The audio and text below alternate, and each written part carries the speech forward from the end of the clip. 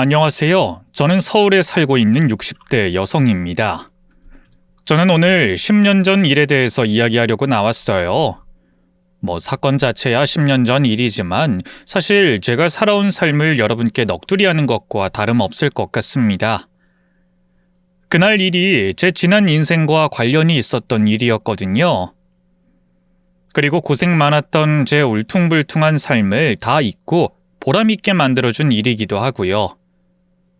그런 일이었기 때문에 10년이 지난 지금도 저는 또렷이 기억하고 있어요. 그 기억을 오늘 이 자리에서 여러분께 말씀드려 보겠습니다. 저와 제 가족, 그리고 제 아들에 대한 이야기를 말이죠. 집안 형편이 좋지 않았던 저는 어렸을 때부터 돈을 벌어야 했습니다. 아버지가 사고로 다치신 뒤로 몸이 부쩍 쇠약해지셔서 좀처럼 일을 하실 수가 없어 결국 고등학교도 졸업하지 못하고 일해야 했죠. 20살도 안 되어 부모님 품을 떠나 도시에서 일하게 됐던 저는 먼 타지에서 일을 하며 부모님께 돈을 붙였어요. 그때 제가 살았던 집은 2층짜리 양옥집으로 저는 그 집의 반지하 새방에서 지냈죠. 해도 들지 않고 습하고 좁은 집이었지만 월세가 워낙 싸고 집주인분들이 좋으셔서 잘 지낼 수 있었어요. 그러다 더 이상 그 집에서 지낼 수 없는 사정이 생기게 되었습니다. 제가 일하던 공장의 사장이 몰래 야반도주하는 바람에 그때까지 일한 월급도 받지 못하고 일자리까지 잃어야 했거든요. 도시야 일할 곳이 적지 않으니 금세 또 일자리를 찾으면 되겠지만 저는 그 일로 의욕을 잃어버리고 말았어요.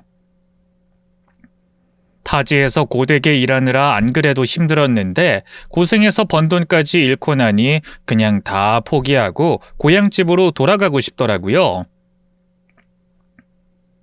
그래서 저는 집주인분께 사정을 설명하고 방을 빼려고 했는데 집주인분이 제게 뜻밖의 제안하셨습니다. 마침 집에서 일할 사람이 필요했는데 자신들 집에서 일하면 어떻겠냐고 하시더라고요.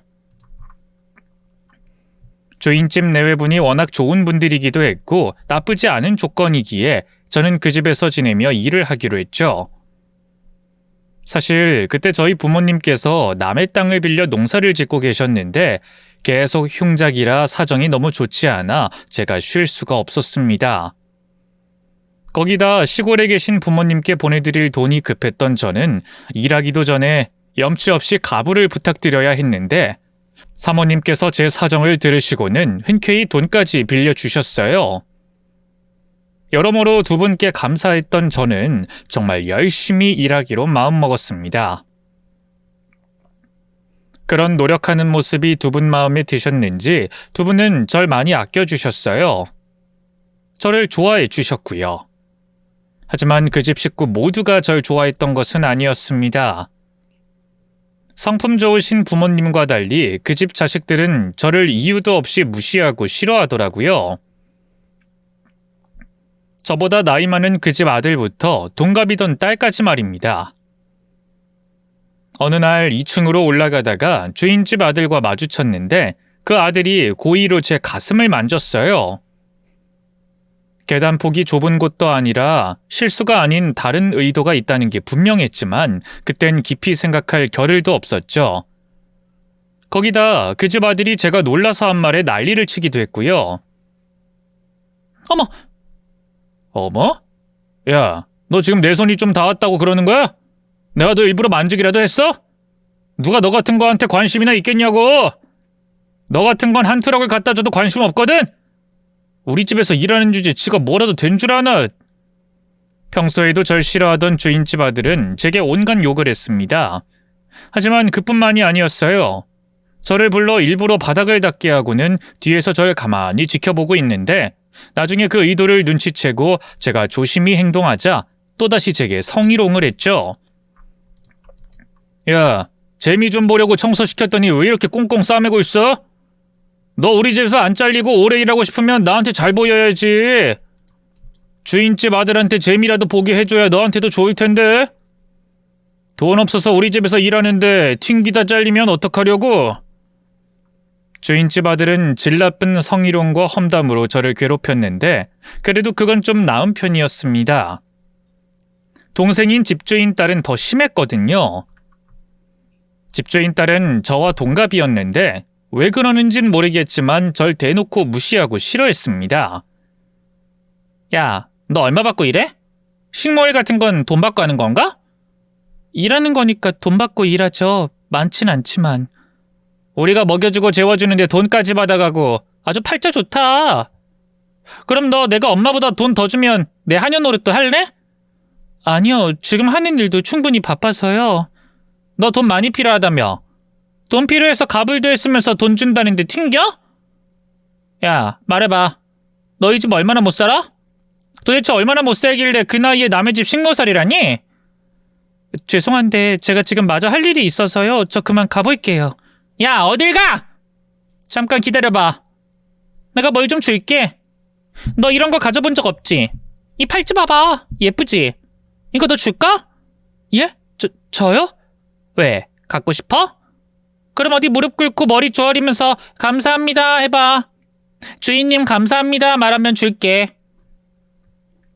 주인집 딸의 악질적인 놀림에 처음엔 당황스럽고 어쩔 줄 몰라 했지만 나중엔 적응이 되었는지 웃어넘기며 태연하게 대응했습니다. 그러자 약이 오르는 건지 나중엔 없는 일까지 만들어 저한테 일부러 누명을 씌우더라고요. 엄마, 제가 엄마 아끼는 찻잔 깨먹었어. 내가 조심하라고 그랬는데 기어이 건드려서 깼다니까? 아니에요, 전 그거 만지지도 않았어요. 내가 다 봤는데 어디서 거짓말이야? 너 진짜 혼나고 싶어? 창수가 조심 좀 하지. 아유, 이거 내가 아끼는 건데. 아니에요, 사모님. 저 정말 안 그랬어요. 그럼 내가 지금 없는 거짓말이라도 한다는 거야? 엄마, 쟤 좀 봐. 걷어준 거 고마워하지도 않고 거짓말이나 하네? 나보고 거짓말했다고 하고 저거 이대로 둘 거야? 처음에는 집주인분도 오해일 거라며 제 편을 들어주셨는데 점점 그런 일이 많이 생기니 결국 저에게 문제가 있다고 생각하시더라고요. 그래도 어떻게든 오해를 풀어보려 더 열심히 일했지만 전 결국 그 집을 나와야 했습니다. 저를 안이 꼽게 보던 집주인 딸이 저를 도둑으로 몰아갔거든요. 아니, 이게 다 어디 갔지? 얘 창수가, 너 혹시 내 폐물에 손댔니? 아니요, 저 거기 서랍 쪽으로는 가지도 않는데요. 아니, 내가 분명 여기 잘 넣어뒀는데 이게 어디로 갔을까? 반복된 모함에 전 이미 찍힐 대로 찍힌 상태였는데 그때 하필이면 사모님이 폐물이 사라진 겁니다. 저는 본 적도 없는 폐물이라 당연히 모른다고 했지만 결국 그 폐물이 제 방에서 나와버렸죠. 이것 봐, 다 창숙이 짓이라니까? 엄마, 내가 제 질 나쁘다고 했잖아. 거지 같은 거 걷어줘봐야 은혜도 모른다니까? 저런 애 계속 집에 두면 진짜 큰일 날걸? 당장 쫓아내야 해. 결국 저는 집주인 딸의 모함에 잘리게 됐습니다. 너무 억울한 마음에 그동안 있었던 이야기를 다 해봤지만 팔은 안으로 굽는다고 결국 집주인분도 제 말이 아닌 자식 말을 듣더라고요. 그래서 저는 억울하게 그 집을 나와야 했죠. 그래도 다행이라면 그때는 부모님 농사가 어느 정도 되고 있었고 아버지도 기운을 조금씩 차리셔 조금이나마 여유가 있었어요. 그래서 저는 지친 심신을 달래려 고향으로 돌아가게 됐습니다. 그렇게 고향에서 충분히 휴식을 취한 뒤 다시 일을 시작하기로 했지만 시골이라 워낙 일거리가 없어서 결국 남의 집 농사를 거들어주며 지내고 있었어요. 그런데 마침 서울에서 이사온 집에서 가정부를 찾는다는 얘기를 듣게 됐죠. 식모나 가정부나 비슷한 일이니 할만하지 않을까 싶었지만 이전 집에서 겪은 나쁜 기억 때문에 망설여지게 되더라고요. 하지만 제 코가 석자라고 결국 돈이 우선이었고 여러 집 돌아다니며 소일거리나 하는 것보단 나을 것 같아 결국 지원하게 되었습니다. 제가 5년 넘게 식모로 일한 경력 덕분인지 쉽게 일자리를 구할 수 있었고요. 다행히 이번엔 전에 집과 달리 식구들이 모두 좋은 분들이었어요. 집주인 내외부는 이혼한 첫째 따님과 손주가 몸이 좋지 않아 공기 좋은 시골로 내려오신 거라고 하셨는데 다들 저한테 잘해주시더라고요. 두 분 모두 저를 일하는 가정부가 아니라 저를 딸처럼 대해주셨고 그 집 따님도 항상 제게 고맙다며 이것저것 잘 챙겨주시곤 하셨습니다. 이전 집과 비교되게 너무 고마웠던 저는 일이 끝난 뒤에도 대가 없이 일을 돕기도 하고 틈틈이 그 집 손주와 놀아주기도 하며 지냈죠. 그렇게 저희는 서로를 가족처럼 대하며 잘 지내었는데 그러다 제가 정말 그 집 식구가 되고 말았습니다. 혼자 살던 그 집 둘째 아들이 제 남편이 되었거든요. 서울 집과 부모님이 계신 집을 왔다 갔다 하며 저를 눈여겨본 남편은 처음부터 제게 관심을 숨기지 않고 드러냈어요. 처음에는 왜 부잣집 도련님이 무식한 시골 처녀를 좋아할까 싶어서 당황했는데 그 사람은 사람이 사람 좋아하는데 조건이 왜 붙냐고 묻는 순수하고 깨끗한 사람이었습니다. 그런 남자를 사랑할 수밖에 없던 저는 결국 만남을 시작하게 되었지만 어른들에게는 우리 두 사람의 관계를 숨겼어요. 그 사람이야 내가 좋아서 조건을 안 따진다고 하지만 그의 가족들은 생각이 다를 거라고 생각했거든요. 그분들이 저한테 잘해주신다고 해봐야 저를 가정부로서 신경 써주신다고 생각했죠. 그런데 나중에 알게 된 사실이었지만 식구들은 저희의 만남을 처음부터 이미 알고 있었습니다. 혹시 제가 부담을 가질까봐 모른 척하고 계셨더라고요. 한참 나중에야 그 사실을 알게 된 저는 저를 배려하는 식구들의 마음씨에 정말 감동했습니다. 감사한 마음에 저는 더 자주 들여다보고 신경 쓰며 조금이라도 감사한 마음을 표현하려고 했어요. 그러다 저는 따뜻하고 편견 없는 마음을 가진 가족들 덕분에 남편과 행복한 결혼을 할 수 있었죠. 이후 저는 마치 그동안의 고생을 보상받기라도 하듯 너무나 행복하게 지냈습니다. 저만 행복한 게 아니라 저희 부모님과도 행복을 나눌 수 있었죠. 좁은 시골 동네에서 가깝게 지내다 보니 시댁과 친정이 교류가 많았고 워낙에 사람 좋으신 시부모님과 시누이라 다들 저희 부모님께 잘해주셨거든요. 그래서 저희 부부는 시댁과 친정을 나눌 것 없이 잘 지냈습니다. 그렇게 정말로 한 가족이 되어 행복하게 살아가던 우리 가족들에게 어느 날 비극이 찾아오고 말았어요. 친정과 시댁 식구들이 전부 모여 가족여행을 떠나기로 한 전날, 원래도 몸이 약한 조카가 갑자기 아파서 제가 남아 조카를 돌보게 되었어요. 이제 와서 여행을 취소할 수도 없고 혼자서 아이 돌보기 힘든 시누이가 남을 순 없어서 제가 혼자 남아 조카를 돌보게 됐죠. 그런데 그날 조카와 제가 빠진 여행길에 교통사고가 나며 시부모님과 친정부모님 그리고 남편까지 사고 현장에서 사망하고 말았습니다. 다행히 시누이는 목숨만 부지해 병원으로 옮겨졌지만 워낙 중상에 심각한 상황이었어요. 한순간에 가족들을 전부 잃어버린 저는 제발 시누이만큼은 깨어나길 바랬지만 결국 시누이마저 조카를 부탁한다는 말을 남긴 채 세상을 떠나버리고 말았습니다. 좋은 남편과 가족을 만나 더 바랄 것 없이 행복했던 저는 하루아침에 밑바닥으로 떨어지고 말았죠. 세상이 저를 버린 듯한 절망적인 상황 속에 저는 삶을 포기하고 싶었고 정말 그럴 마음까지 먹었습니다. 하지만 어린 조카가 남아 있었어요. 그래서 저는 조카를 친아빠에게 맡기려고 했어요. 그런데 원래도 알코올 중독에 도박을 끊지 못해 이혼당했던 시누이의 전 남편이 어디 길에서 객사라도 한 건지 도저히 찾을 수가 없었어요. 듣기로는 신우와 이혼하고 1년 뒤에 아예 종적을 감췄다고 들었죠. 결국 그 얘기는 제가 조카의 유일한 보호자라는 말이었습니다. 저는 제 의지가 아닌 타의로 조카를 위해 삶을 이어가게 됐죠. 더 이상 삶의 의지는 없었지만 어린 조카를 위해 아이의 엄마로 살아가기로 했어요.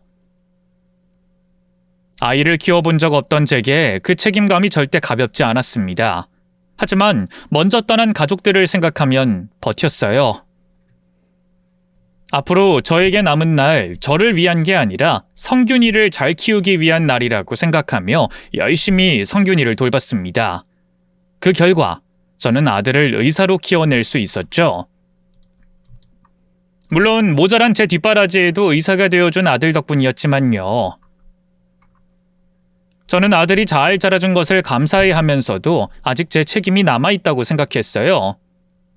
이제 성균이 결혼만 잘 시키면 제 몫을 다 한 거라고 마지막 목표와 책임을 가졌죠. 그리고 몇 년 뒤에 아들은 다행히도 좋은 여자를 데려왔어요. 제 마음에 쏙 드는 며느리감을 보며 저도 그제야 마음이 한결 가벼워지는 것 같았습니다. 그렇게 두 사람의 결혼을 허락하고 나고 저는 상견례를 나가게 됐죠. 그리고 드디어 상견례를 하는 날이 되었습니다. 정말 긴장됐어요.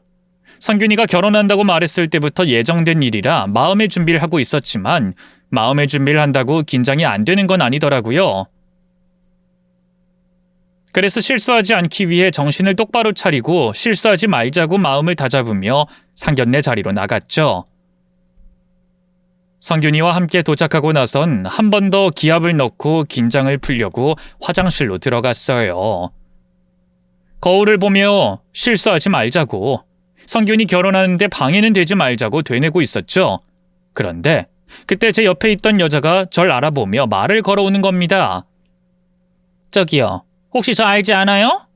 네? 저요? 글쎄요, 전 오늘 처음 뵙는 것 같은데요. 아닌데, 낯이 많이 익는데. 혹시 학교 어디 나왔어요? 아니다. 어렸을 때 본 건 아닌 것 같은데. 그럼 살던 동네가 어디예요? 난 평생 XX동에 살았는데. XX동이면 제가 한 7년 정도 살긴 살았는데 그 동네에 아는 이웃은 없었는데요. 그래요? 그럼 오다 가다 마주친 걸 내가 아니네. 내가 기억한 게 맞네.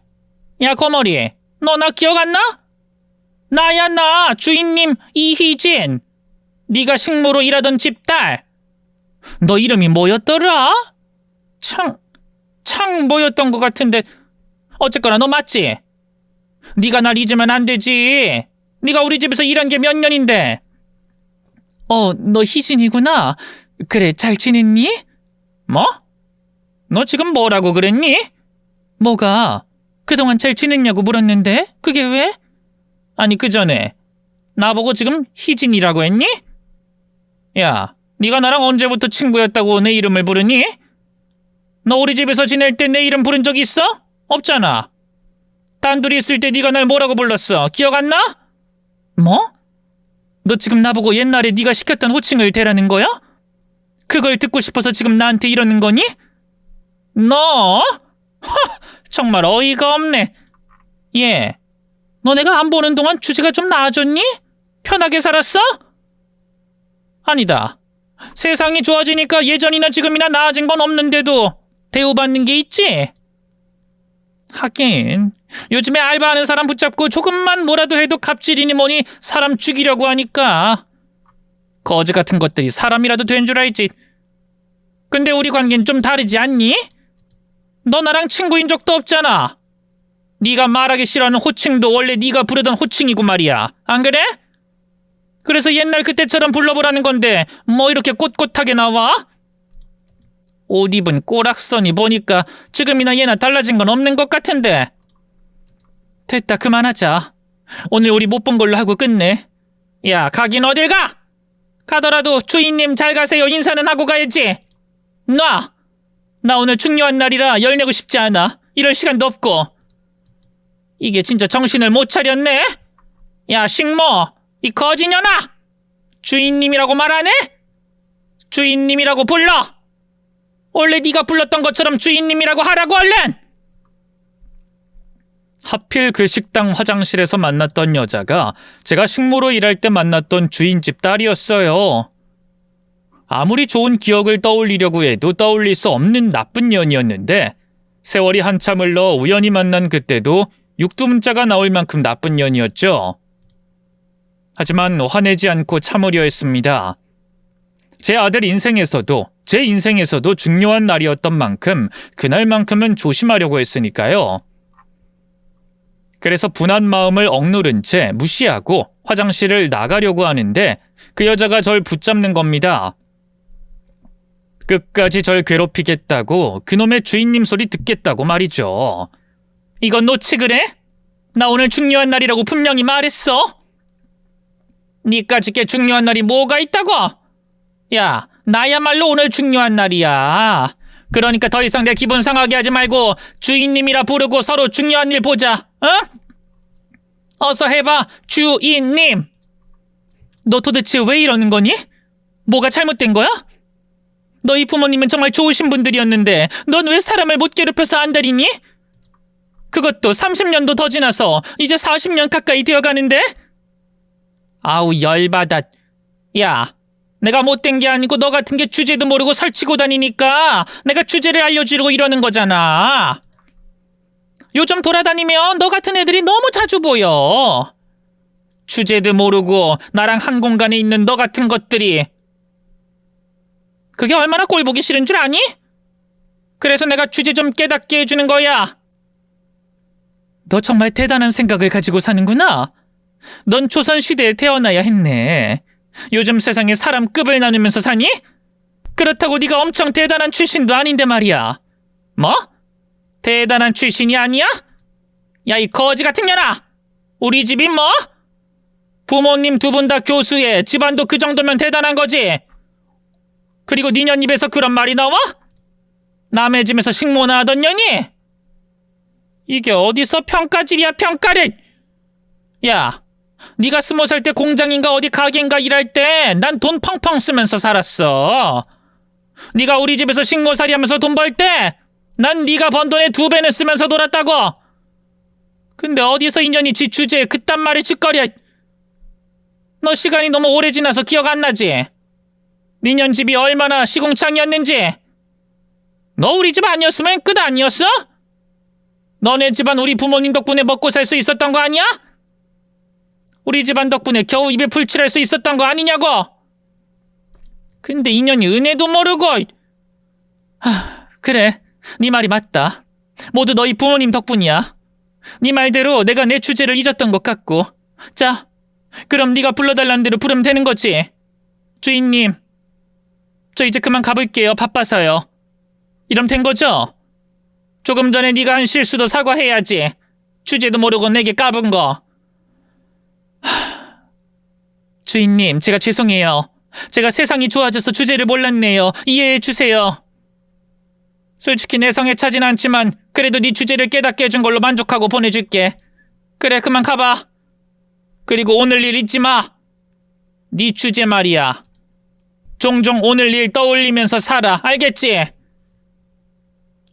이전에 만났거나 그날이 아니었다면 마지못해 고개를 숙이는 일은 없었을 거예요. 그런데 그날은 제가 그래야 하는 날이었습니다. 상균이가 결혼하는 데 있어서 중요한 날이었으니까요. 괜한 소란으로 아들 결혼에 발목을 잡을 순 없었기 때문에 말이죠. 저는 40여 년 전처럼 식모가 되어 주인집 딸에게 고개를 숙였습니다. 그리고 그제야 붙잡혔던 손에서 풀려날 수 있었어요. 저는 황급히 화장실을 나섰고 아무렇지 않은 척하며 아들을 안심시켰어요. 안에서 무슨 일 있으셨어요? 큰 소리가 나는 것 같던데. 아니, 이런 무슨 일.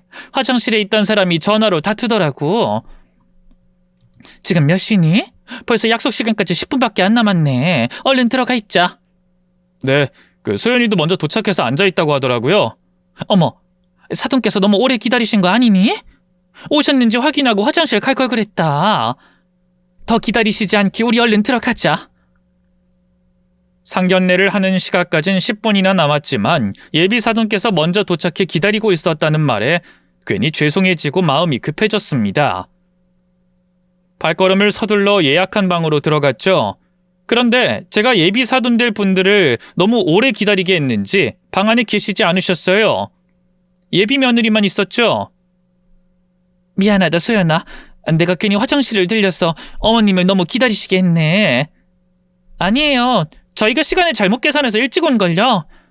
지금 어머니께서 전화 받으러 가셨는데 제가 모시고 올게요. 아니야. 통화 끝나실 때까지 기다리자. 급한 것도 없으니까. 네, 알겠습니다. 오셨네요. 엄마, 여기 성균 씨 어머님 오셨어요. 어머, 죄송해요. 제가 볼 일이... 어머! 소연이 어머님이... 사돈이... 저는 문을 열고 들어온 예비 사돈을 보고 너무 놀라 말도 제대로 못했습니다. 예비 사돈이 제가 아는 사람이었거든요. 그리고 조금 전 마주쳤던 그 사람이었거든요. 제 기억에 좋은 기억이 하나도 없는 사람. 40여 년이 지나고도 예전 그때처럼 여전히 못된 사람인 집주인 딸이었습니다. 제가 예전에도 방금 전에도 주인님이라고 부른 바로 그년이었죠. 제가 너무 놀라 입을 벌린 채 말을 더 이상 이어가지 못하고 있었을 때 문을 열고 들어온 예비 사돈도 눈이 휘둥그레진 채로 그 자리에 멈춰 있었습니다. 우리 두 사람 모두 어른이라도 된 것처럼 그 자리 그 자세로 멈추고 서로를 쳐다만 보고 있었죠. 왜 그러세요? 두 분 아시는 사이세요? 아니, 알긴 오늘 처음 뵙는데. 내가 오래전에 알고 지낸 사람이랑 너무 닮으셔서 잠깐 놀란 거야. 안녕하세요. 처음 뵙네요. 저 소연이 엄마 됩니다. 네. 처음 뵙겠습니다. 저는 성균이 최서방 어머님이셨어요? 이게 어떻게 된 거지?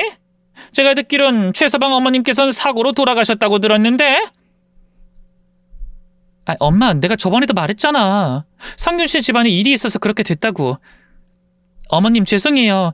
제가 사전에 얘기를 다 드렸는데 저희 어머니께서 깜빡하신 것 같아요. 정말 죄송합니다. 예, 이게 뭐 죄송할 일이니? 내가 깜빡할 수도 있는 거고 이게 못할 이야기도 아닌데 말이야. 그렇죠?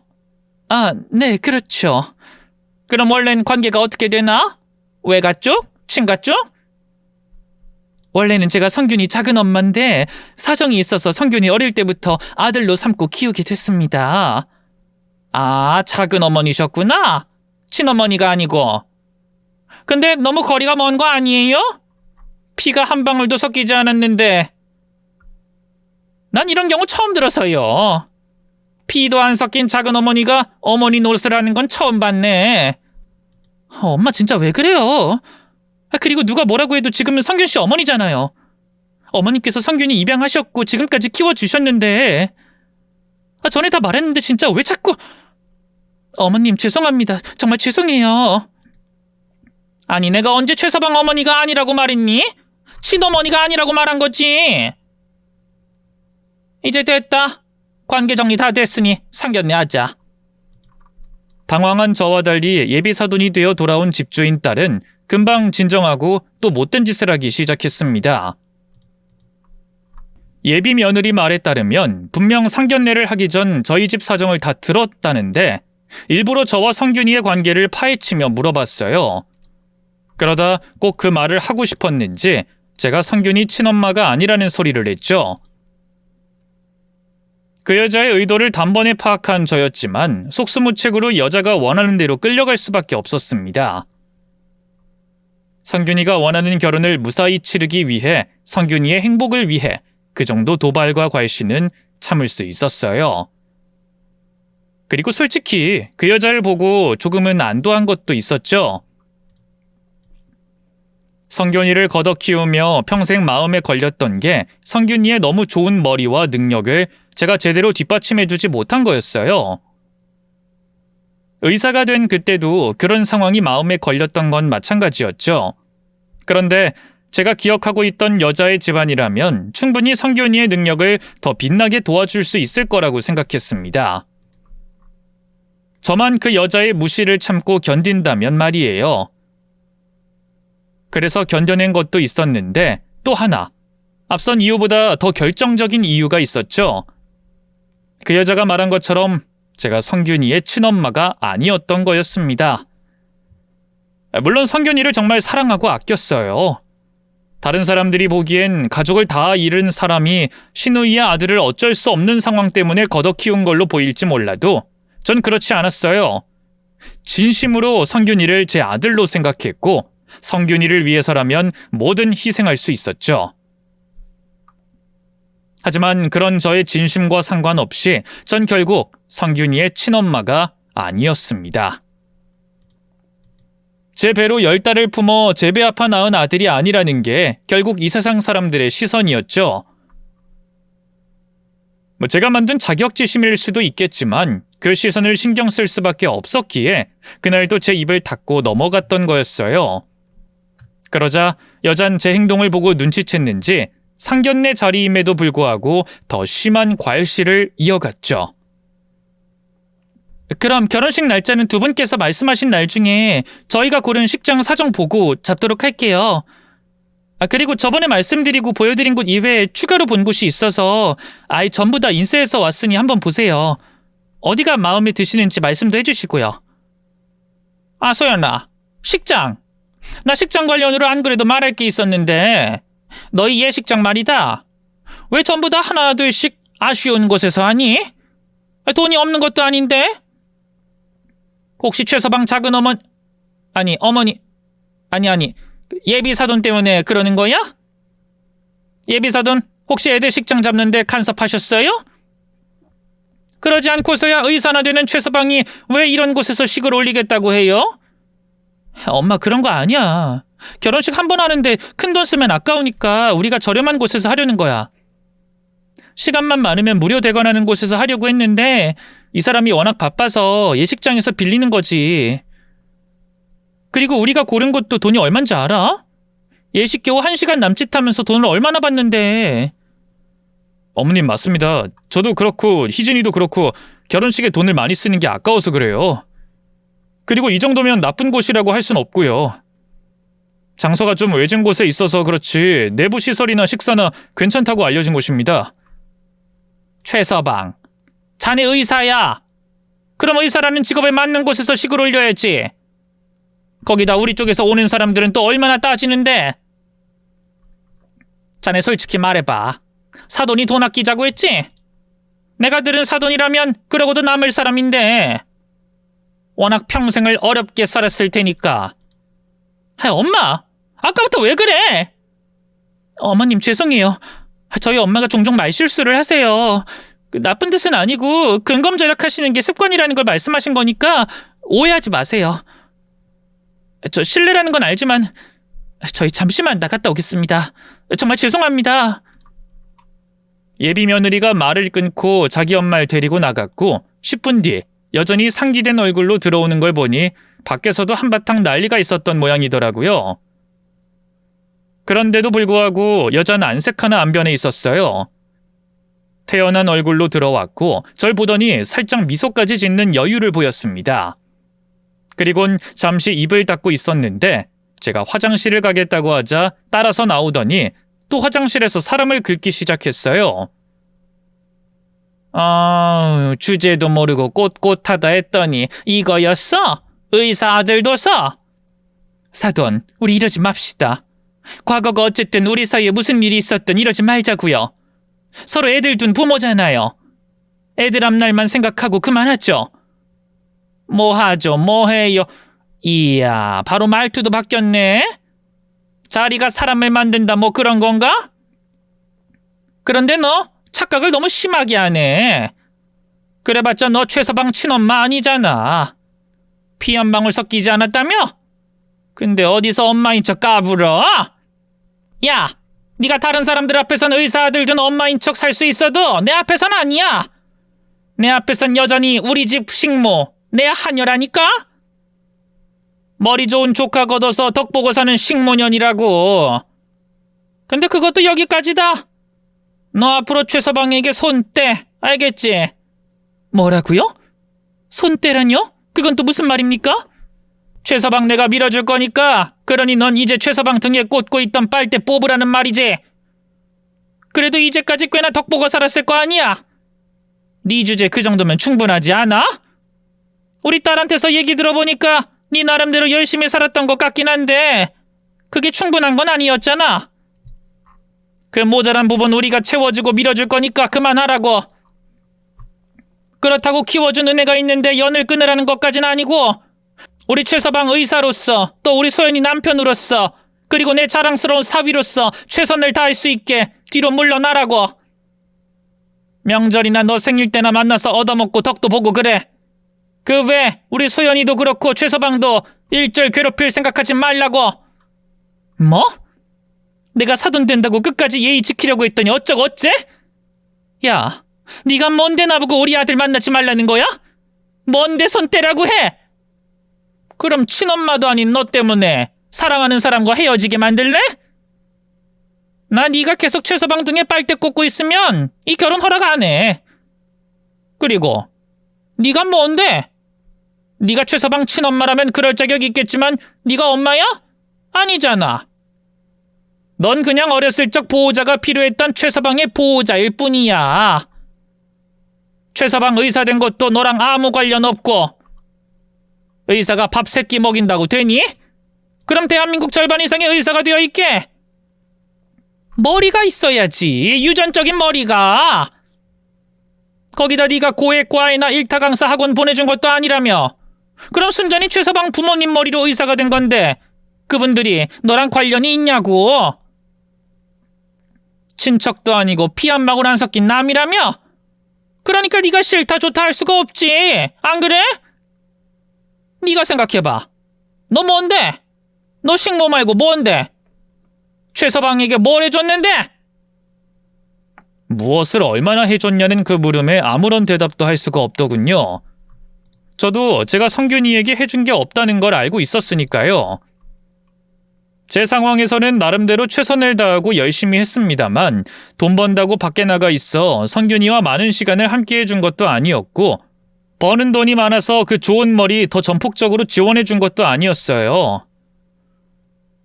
여자가 한 말처럼 제가 성균이를 의사로 만들었다기보단 성균이가 어려운 상황에서도 의사가 돼준 거였죠. 그걸 알아서 제가 다른 사람들의 시선을 두려워했고 나서서 제 아들이라 말하고 다니지 못했던 거였습니다. 너무 모자란 엄마였으니까요. 걷어 키운 아들이 스스로 잘나 덕을 보는 사람이었으니까요.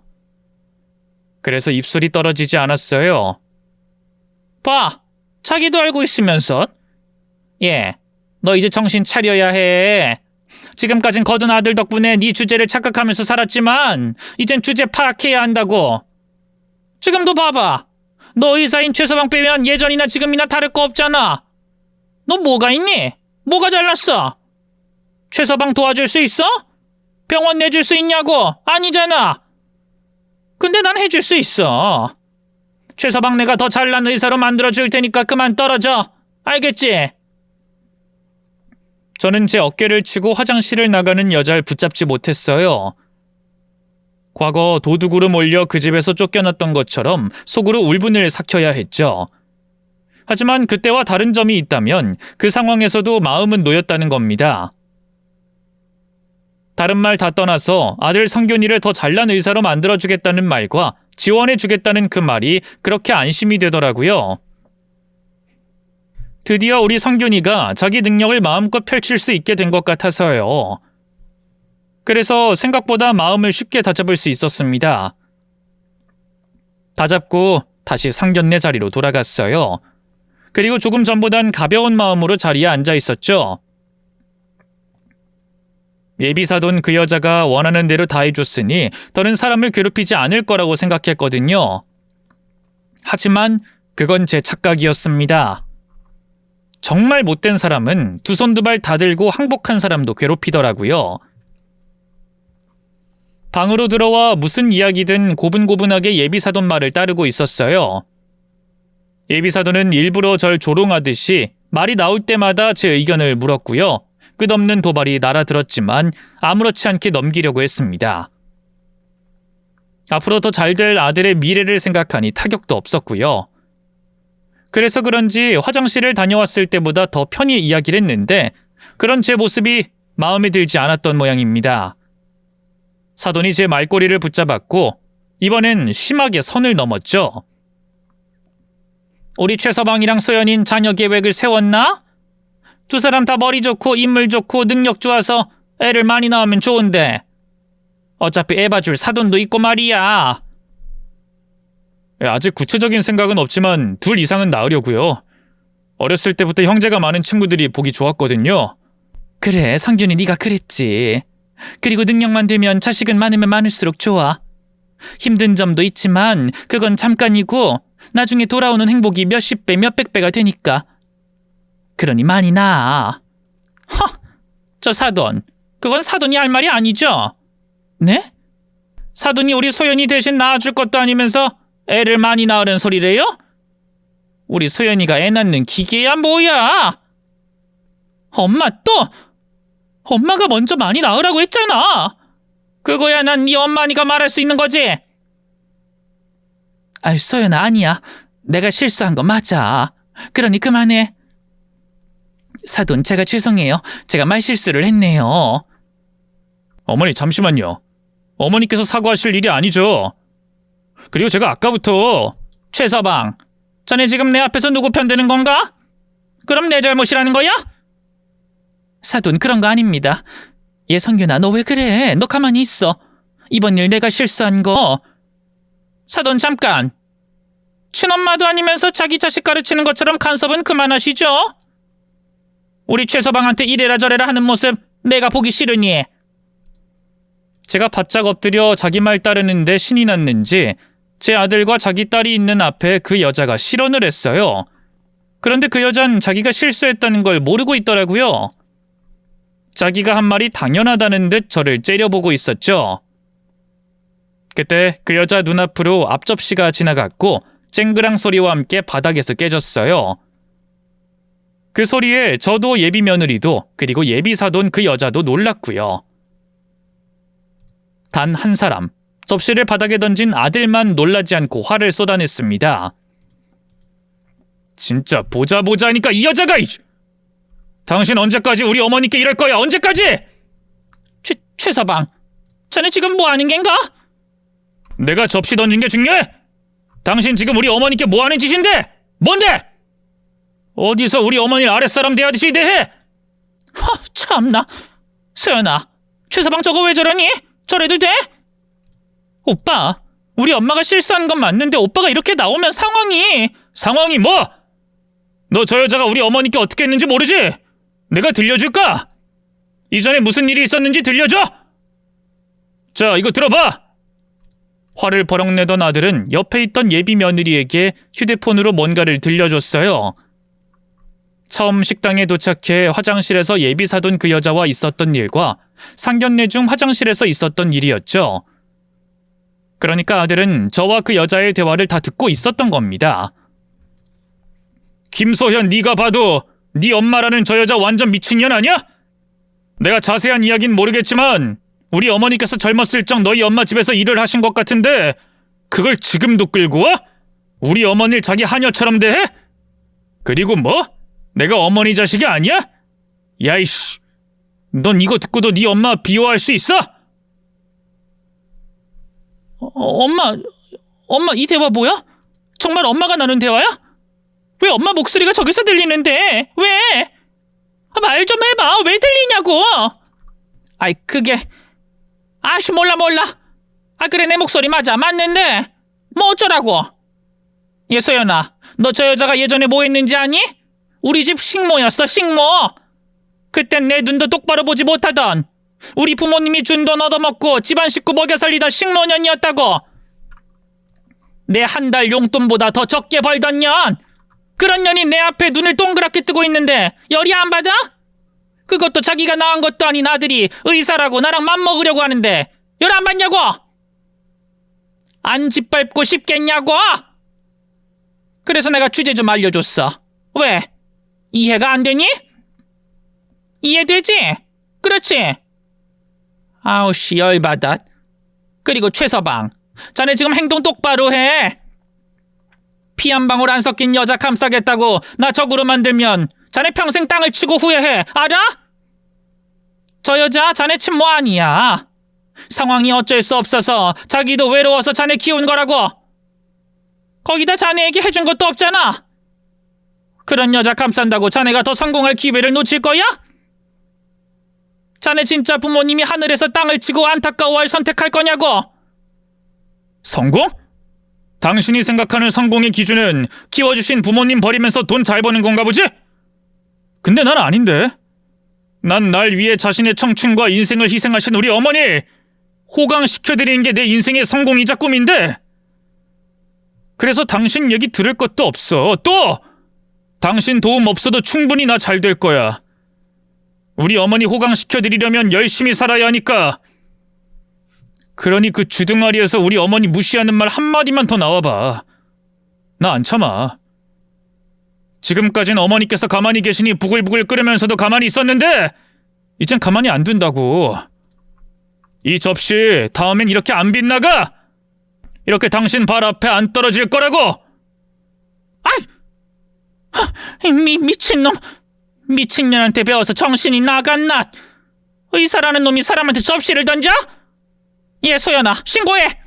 저 미친놈 신고해서 의사 면허 박탈시켜버려! 잔뜩 흥분한 성균이가 또다시 접시를 던져 자기 코앞에 떨어지자 여잔 딸에게 신고하라며 길길이 날뛰었어요. 그런데 예비 며느리는 조금도 움직이지 않고 날뛰고 있는 자기 엄마를 쳐다보고 있었죠. 한심한 눈빛으로 바닥까지 봐서 더 이상 실망할 것도 없다는 눈빛으로 말입니다. 소연이 너 뭐해? 어서 신고하라니까! 누굴? 엄마? 엄마를 신고할까? 이게 신고가 되나? 된다면 나 엄마 신고하고 싶다. 뭐? 소연아, 너 지금 뭐라는 거야? 어떻게 이래? 사람이 어떻게 이럴 수 있냐고! 이러니까 아빠도 엄마랑 이혼했지. 엄마라면 치가 떨린다고 외국으로 떠났지! 엄마는 이게 사람 할 짓으로 보여? 잘못된 거라고 생각이 안 드냐고. 왜? 왜 안 들어? 엄마가 잘못했는데 엄마가 이상한 생각 가지고 사는데. 소연아, 너까지 왜 그래? 너 세뇌라도 된 거야? 어? 난 엄마가 귀하게 자라서 남들과는 다르다고 생각은 했지만 이 정도일 줄은 몰랐다. 정말 너무하네. 정말 위험한 사람이었네, 우리 엄마. 나 진짜 실망했어. 그래서 지금 이 순간이 너무 부끄러워. 평생에서 제일 부끄러운 순간일 것 같아. 그래서 오빠에게, 어머님께 너무 죄송하고. 나 이제 엄마 딸 안 할래. 이게 가능한지 모르겠지만 엄마 딸 안 하고 살래. 난 이런 사람인데 엄마라는 게 이해가 안 된다고. 예! 너 지금 무슨 소리 하는 거야? 나랑 연을 끊겠다고? 내가 네 엄만데? 내가 너한테 어떻게 했는데? 내가 널 어떻게 키웠는데? 그래, 어디 한번 말해봐. 엄마가 내게 어떻게 했는데? 엄마가 그런 말 할 자격이 있어? 내가 누구 손에 컸는데? 엄마야? 아니야. 아빠랑 보모해주시던 아주머니였어. 엄만 나한테 요구하는 것만 많았지. 밥 한 번, 손길 한 번 주지 않았잖아. 그래서 나 오빠랑 어머님 이야기 들었을 때 얼마나 충격받고 놀랐는지 몰라. 아, 저럴 수도 있구나. 아, 우리 엄마가 정말 잘못된 사람이구나. 충격받았다고. 엄마는 내게 단 한 번도 엄마 노릇한 적 없었으니까. 여기, 이 자리에서까지. 그래서 나 엄마랑 연 끊으려고. 오빠랑 결혼 못하게 되더라도 엄마랑은 연 끊을래. 너 어떻게 감히 그런 말을? 내가 널 어떻게 키웠는데? 그래, 나를 얼마 들여서 키웠는지 계산해서 줘. 나한테 사랑을 준 적은 없잖아. 우리 사이에 계산할 건 나 키우는데 든 돈밖에 없으니까 그 돈 내가 어떻게든 만들어서 줄게. 내 방에 있는 거 다 팔고 남은 거 계산해서 알려줘. 나 오늘부터 엄마랑 연 끊었으니까. 예비 며느리 이야기를 들어보니 가관이었습니다. 어디 피 한 방울이 안 섞였다고, 해준 게 없다고 제게 말을 뱉은 건가 싶더라고요. 세상에 그런 엄마가 있다는 게 놀라울 지경이었어요. 억울해하고 악에 바친 며느리 이야기를 듣고 그 여자와 더 상대하고 싶지 않았습니다. 그런데 그 여자와의 마지막을 그렇게 끝낼 순 없겠더라고요. 그래서 아들 보고 먼저 뛰쳐나간 예비 며느리를 따라가라고 한 뒤 40여 년 전에, 그리고 그날의 복수를 해줬습니다. 주제 들먹이고 있더니 꼴 좋네. 이제 네 주제를 알겠니? 뭐? 이 거지년이 어디서 주제도 모르고... 야, 내가 너 이빨뿐만이 아니라 네 온몸을 비틀어버릴 수 있어. 내가 너한테 당한 거 생각하면 여기서 한 발자국도 못 나가게 다 비틀고 싶은데 또 너 덕분에 내가 살아온 인생이 틀리지 않다는 걸 알게 돼서 내가 봐줄 거야. 사실 나도 확신이 없었거든. 아니라고 생각했거든. 성균이에게 좋은 엄마가 아니라는 걸. 근데 너 덕분에 알게 됐네. 성균이 입을 통해서 또 우리 며느리를 통해서 내가 나쁜 엄마는 아니었다는 걸. 그리고 소연이 있잖아. 내가 우리 성균이처럼 잘 걷어 보살필게. 내가 엄마한테 사랑을 못 받아서 상처가 많은 것 같은데 너무 잘 자랐거든. 그게 시어머니이자 엄마인 나로서 너무 가슴 아프네. 예쁜 딸 낳아줘서 고맙다. 소연이 이제 내 딸로 잘 키울게. 그럼 우리 더는 보지 말자. 저는 그렇게 그 자리를 나왔고 아들과 며느리가 어느 정도 진정이 되었을 때 집으로 불러 얘기를 나눴어요. 지난번 일로 인해 두 사람 결혼이 달라질 건 없다고, 서로의 마음만 여전하다면 식을 올리자고 말이죠. 서로에 대한 믿음이 확실한 아들과 며느리는 최대한 빨리 결혼식을 올리자고 했고, 그렇게 두 사람은 부부가 되었습니다. 그리고 저는 아들에 이어 딸까지 얻게 되는 행복을 누리게 됐죠. 그 일이 있고 10년이 지난 지금도 며느리와는 더없이 사이좋은 엄마와 딸처럼 지내요. 며느리도 저와 함께 지내며 어린 시절 받았던 상처를 많이 회복해 두 아이의 좋은 엄마가 되어 내리사랑을 쏟아주고 있고요. 잘 지내는 아들과 며느리, 그리고 두 손자를 보면 정말 밥을 안 먹어도 배부를 만큼 행복하답니다. 고달프고 순탄치 않았던 제 인생을 보답받듯이 말이죠. 이제 제 삶이 그리 많이 남아있지 않다고 생각하는데, 해결짓고 떠나고픈 바람이 있다면 우선 우리 손주들 올바르게 자랄 수 있도록 이 할머니 사랑을 듬뿍 주는 거고요. 두 번째로는 이제는 예비 사돈, 그 여자가 정신을 좀 차리고 우리 며느리가 가지고 있는 마지막 상처 딱지를 떼어줬으면 하는 바람이 있습니다. 2년 전까지는 아직 정신을 못 차린 것 같다고 하던데 2년 사이 많은 심경의 변화가 있었으면 하네요. 우리 며느리를 위해서 말이죠. 이제까지 오매불망 우리 아들, 며느리, 그리고 손자들만 생각하는 노인네의 넋두리이자 이야기였습니다. 마지막으로 인사드리고 사연을 마무리할게요. 읽어주셔서 감사해요. 다들 안녕히 계세요.